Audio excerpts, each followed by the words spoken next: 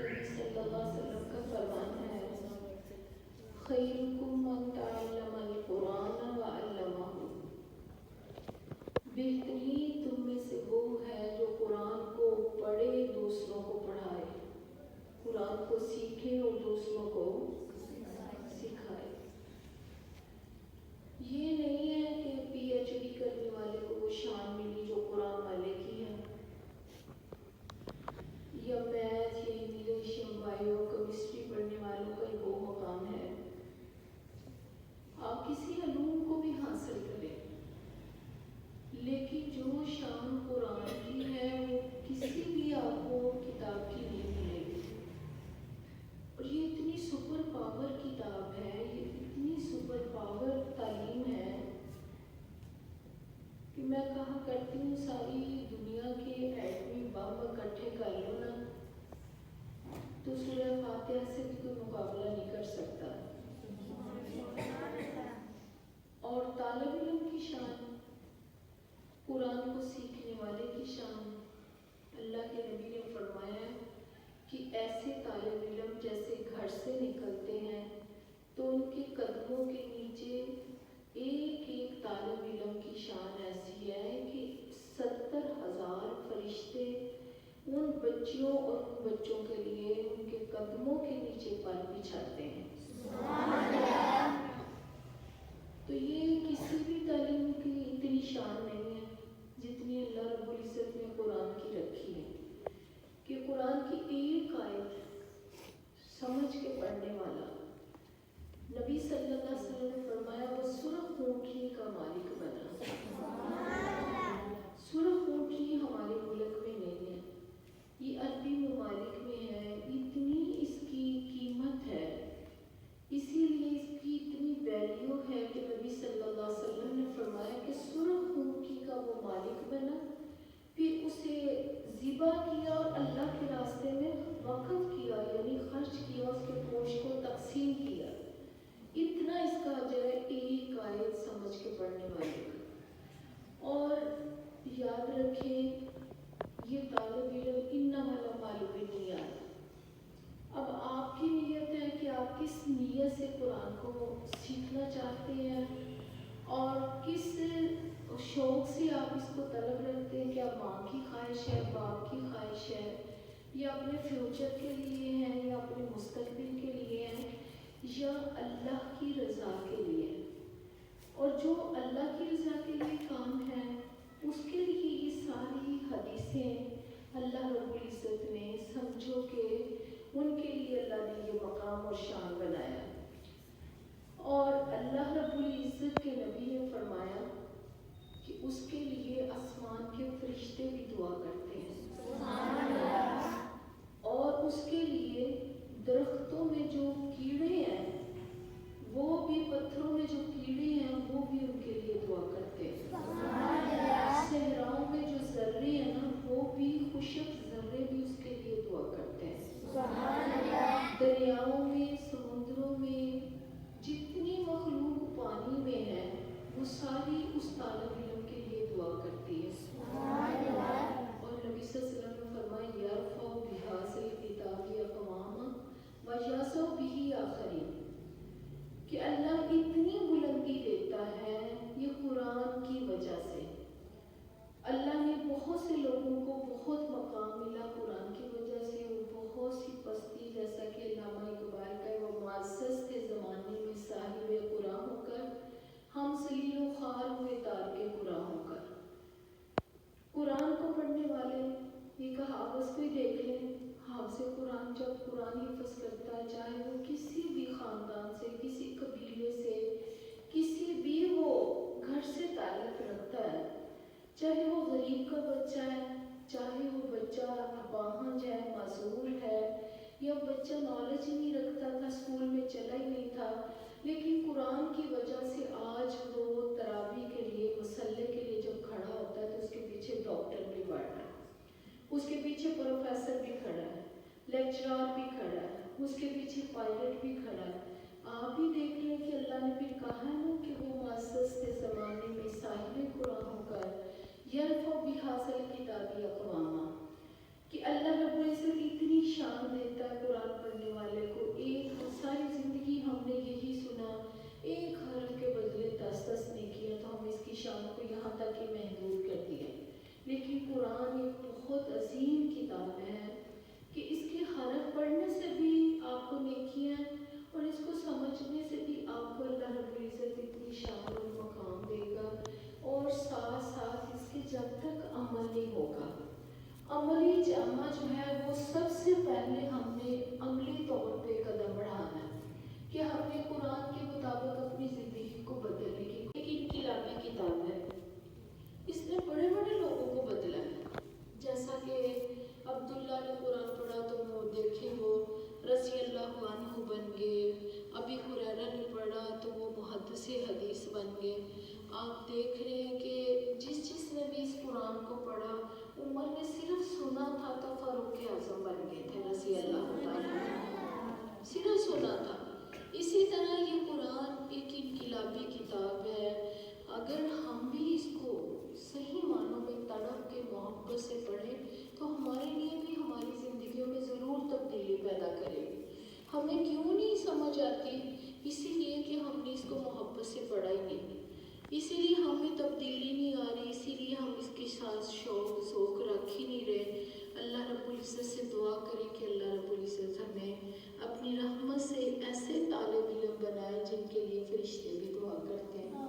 اللہ ہمیں ایسے طالب علم قرآن کے بنائے کہ جن کے لیے مچھلیاں بھی دعا کرتی ہیں، ریت کے ذرے بھی کرتے ہیں اور پتھروں میں کیڑے بھی کرتے ہیں. اللہ ہم سب کو ایسے طالب علم بنائے.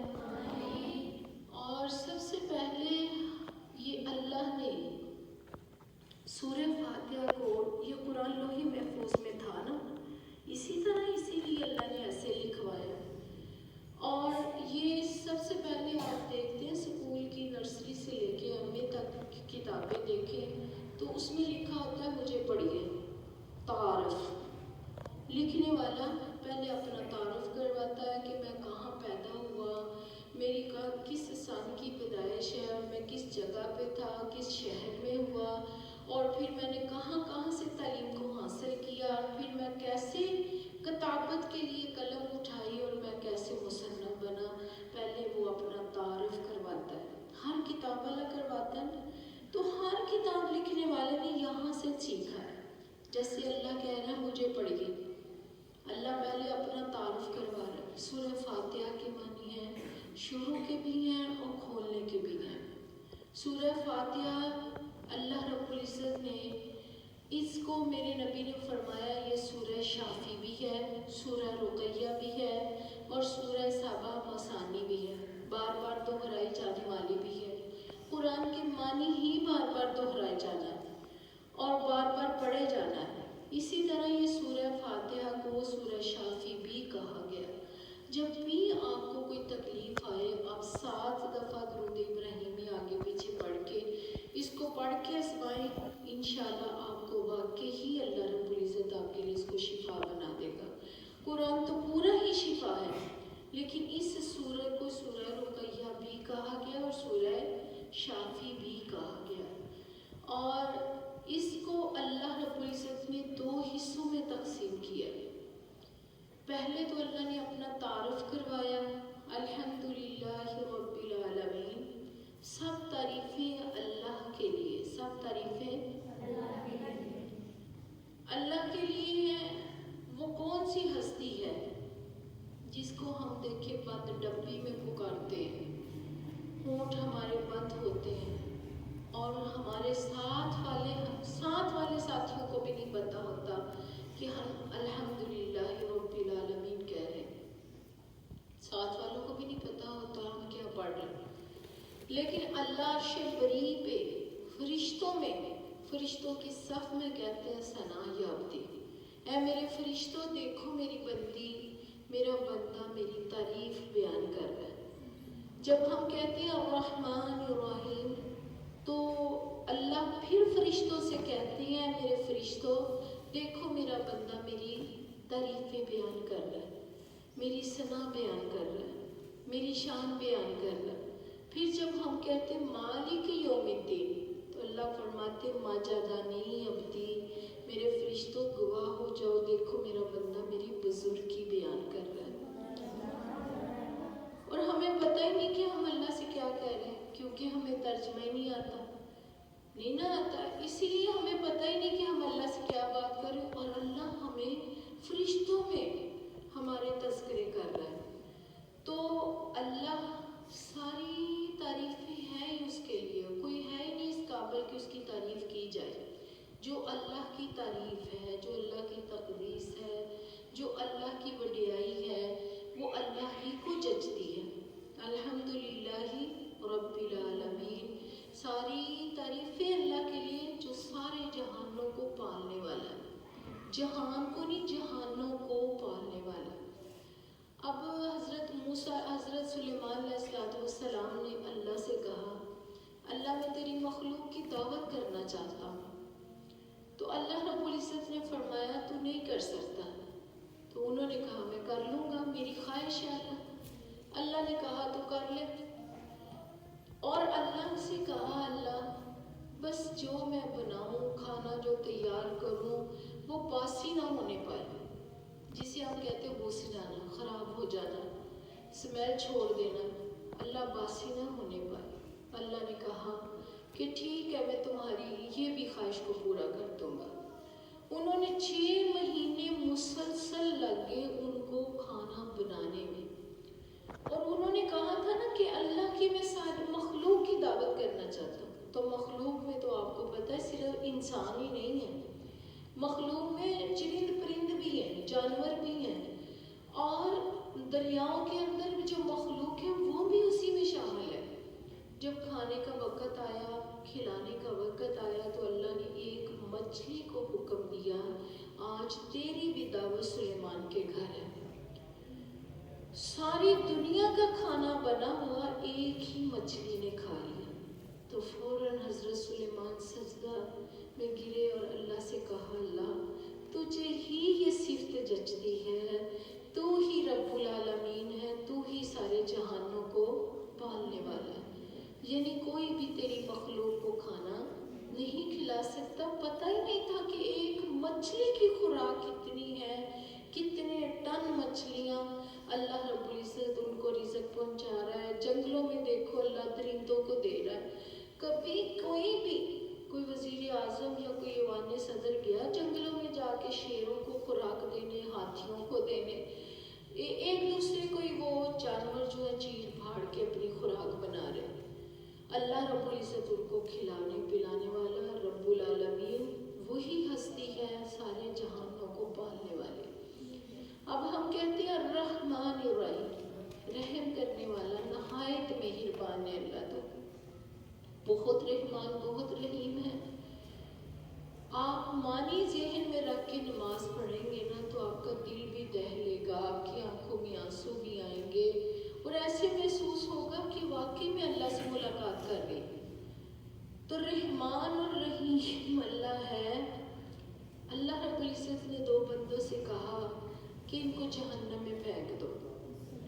ایک جو تھا نا وہ پیچھے مڑ مڑ کے دیکھ رہا ہے، اور ایک جو سیدھا ہی چل کے جہنم کی طرف جا رہا ہے۔ اللہ کو دونوں کی ادا عجیب لگی، اللہ نے دونوں کو بلایا کہ چلنے والے تو سیدھا چل رہا تھا، تو کیوں اتنا سیدھا چلے جا رہا تھا؟ دوسرے سے کہا تو مڑ مڑ کے کیوں دیکھ رہا تھا؟ جو سیدھا چل کے جا رہا اس نے کہا میں اس لیے سیدھا جا رہا تھا کہ آج میں اللہ کی فرما برداری کر لوں، ہو سکتا اللہ رحمان اور رحیم میرے لیے ہو جائے۔ تو اللہ جی اس لیے میں سیدھا چل کے آپ کی فرما برداری کر رہا تھا۔ تو اللہ رب العزت نے فرمایا کہ فرشتوں اس کو جنت میں داخل کر دو۔ دوسرے نے کہا میں پیچھے مڑ مڑ کے اس لیے دیکھ رہا تھا کہ میں نے سنا اللہ بڑا رحمان، بڑا رحیم، بڑا مہربان ہے، تو میں نے پیچھے مڑ مڑ کے میں دیکھ رہا تھا کہ آج اللہ میرے لیے بھی رحمان اور رحیم بنے۔ تو دیکھیے اللہ رب العزت نے اسے بھی جنت میں داخل کر دیا۔ اللہ بہت رحمان بہت رحیم ہے، ہر وقت اس کی ان صفات کو سامنے رکھتے ہوئے اللہ سے مانگے، اللہ کبھی بھی آپ کو خالی نہیں لوٹائے گا۔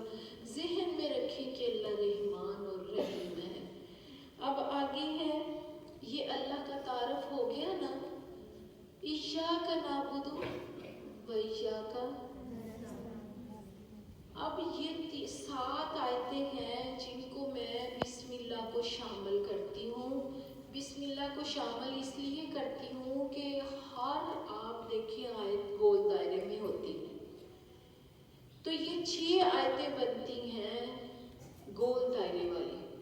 صراط الذین انعمت علیہم وہاں گول دائرہ آتا ہے. تو آپ کو پتہ ہے کہ گول دائرہ آئے تو پھر ہی آیت بنتی ہے. تو اس لیے بسم اللہ کو شامل کریں تاکہ سبع مثانی کہا، 7 آیتیں کہا. تو بعض روایات میں ہیں کہ بسم اللہ کو نہیں شامل کیا گیا، ویسے ہی 7 آیتیں بنتی ہیں. تو یہ اللہ نے 2 حصوں میں تقسیم کر دیا. اب اللہ کی ہم نے وڈیائی کی، اللہ تو ہی جہانوں کو پالنے والا، ساری تعریفیں تیرے لیے، تو رحمان تو رحیم. اب ایاک نعبد و ایاک نستعین اللہ کی اور بندے کی ہے. یہ آیت دونوں کے لیے اللہ رب العزت ہم کہہ رہے ہیں خاص تیری ہی ہم عبادت کرتے ہیں اور خاص تجھ ہی سے ہم مدد مانگتے ہیں. ہمارا بھی ہو گیا ذکر اور اللہ کی ہستی کا بھی ہو گیا، اللہ کی شان بھی ہوگی کہ ہم تیرے ہی سے تیری ہی عبادت کرتے ہیں، تجھ ہی سے مدد مانگتے ہیں. اہدنا الصراط المستقیم اللہ ہمیں سیدھا راستہ دکھا دے. یا ہادی اہدنا الصراط المستقیم پڑھا کریں. اللہ بگڑوں کو سنوار دے گا، اللہ بھٹکوں کو راستے پہ لے آئے گا، اور صحیح اللہ جنت کے راستے کی جو ان ھذا صراط مستقیم، جو صراط مستقیم والا راستہ اللہ اس پہ ہمیں کھڑا کر دے گا. آپ نے دل میں رکھا کریں جب بھی آپ نے سورہ فاتحہ پڑھنی ہے، ذہن میں سارے معنی مفہوم رکھنے تو آپ کو پڑھنے کا لطف ہی الگ آئے گا. اہدنا الصراط المستقیم دکھا ہم کو راستہ سیدھا. یہ خالص ہمارے لیے نا، پہلی آیتیں اللہ کی صفات تھی اور اب اللہ نے جو کہا 2 حصوں میں نے تقسیم کر دیا. تو دوسرا یہ ہمارے لیے ہی ہے، ہم اللہ سے خالص مانگ رہے ہیں، ہمارا ہی صرف اور صرف ہر مطالبہ ہے اس میں. اس لیے اللہ نے 2 حصوں میں کہا دکھا ہم کو راستہ سیدھا. صراط الذین انعمت اللہ مجھے وہ راستہ دکھانا جن پر تیرا انعام ہوا. کن پر انعام ہوا؟ جن کو اللہ نے جنت کے ٹکٹ دیے، جیبوں میں رکھے. اس سے بڑا تو کوئی انعام نہیں نا کہ اللہ نے عشرہ مبشرہ. آپ کو پتہ ہے نا عشرہ مبشرہ کن کو کہتے ہیں؟ جن پہ اللہ رضی اللہ عنہ و رضوا عنہ، جن کو اللہ نے جنت کے ٹکٹ دیے، انہوں نے جیبوں میں رکھ کے زندگی گزاری. اللہ ہمیں ان کا راستہ دکھا جن پر تیرا انعام ہوا. غیر المغضوب علیہم ولا الضالین اللہ مجھے ان کا راستہ نہ دکھانا جن پر تیرا غضب ہوا. کن لوگوں پہ غضب ہوا؟ جیسا کہ حضرت لوط کی قوم دیکھے کہ ان کے اوپر اللہ نے غضب کیسا کیا کہ اس ٹکڑے کو الگ کر دیا، سائڈوں پہ ساری کھائیاں بنا دی اور اس زمین کے ٹکڑے کو اٹھا کے اللہ نے، حتیٰ کہ آسمان کے فرشتوں نے ان کو دیکھا، انہوں نے آسمان کے فرشتوں کو دیکھا. اللہ نے اتنی اونچائی میں پہنچا کے پھر پٹخ کے مارا اس زمین کے ٹکڑے کو.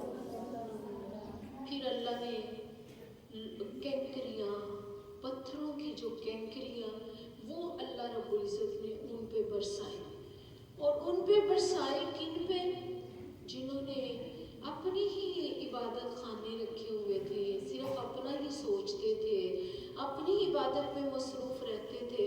اللہ نے ان کے لیے بھی کہا کہ فرشتوں نے کہا اللہ ان کا کیا کرنا ہے جو صرف تیری عبادت کرتے ہیں. اللہ نے کہا ان پہ بھی پتھروں کی بارش پہلے نازل کرو، مجھے ایسی باتیں نہیں چاہیے جو صرف اپنے لیے.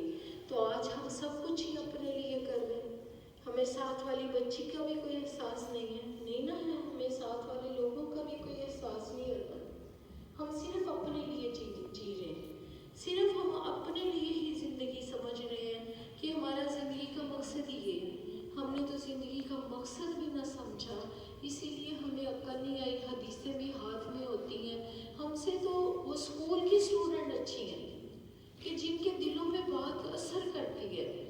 وہ صحابہ کرام تھے جو صرف اشہد ان لا الہ الا اللہ و اشہد ان محمد عبدہ و رسولہ پڑھتے تھے اور ان کی دنیا ہی بدل جاتی تھی، ان کی زندگی بدل جاتی تھی. آج ہم ہیں کہ 8-8 سال کا کورس کیا جا رہا ہے، اتنی حدیثیں ہاتھوں سے گزر رہی، نظروں سے گزر رہی، لیکن ایسی بدبختی ہے کہ سینوں پہ اترنے کا وہ نام ہی نہیں لے رہی، جیسا کہ ختم اللہ علی قلوبہم، ایسے جیسے دلوں پہ مہرے لگ گئے۔ کیسے وہ پڑھتی ہیں 8-8 سال ہم لگا کے، ہمیں اتنا نہیں پتا کہ اللہ ہمیں دیکھ رہا ہے۔ تو ہم سے تو وہ اچھے لوگ ہیں جن کو پتہ ہی نہیں، تعارف ہی نہیں، جن کے ہاتھوں میں انگلش کی کتابیں، میتھ ہے، بایو کیمسٹری پڑھ رہی، وہ بچیاں اداروں کی بچیوں سے بیسٹ آ جا رہی۔ یہ کیوں ایسا ہو رہا ہے؟ کیونکہ ہم نے دل گہرائی سے پڑھا ہی نہیں کہ صحابہ کرام نے کیسا کلمہ پڑھا تھا۔ ہم تو کلمے کے معنی مفہوم نہیں سمجھ پائے کہ اس کے معنی مفہوم کیا ہے۔ تو اللہ سے ہم کیا دعا کر رہے ہیں کہ اللہ ہمیں وہ راستہ نہ دکھانا جن پر تیرا غضب ہوا۔ تو ہم تو غضب کے قابل ہو چکے ہیں، ہم تو رحم کے قابل ہو چکے ہیں۔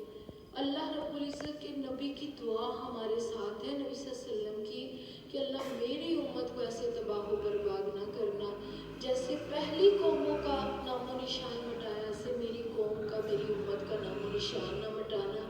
جیسے ہم نافرمان ہو نا، تو وہ پتھروں سے بھی بڑھ کے ہم پہ کینکریاں لوہے کی نازل ہو، لیکن نبی صلی اللہ علیہ وسلم کی دعا کی وجہ سے وہ ایک سائبان کی طرح ہم پہ ہے، ایک ڈھال کی طرح نبی صلی اللہ علیہ وسلم کی دعا ہمارے ساتھ ہے۔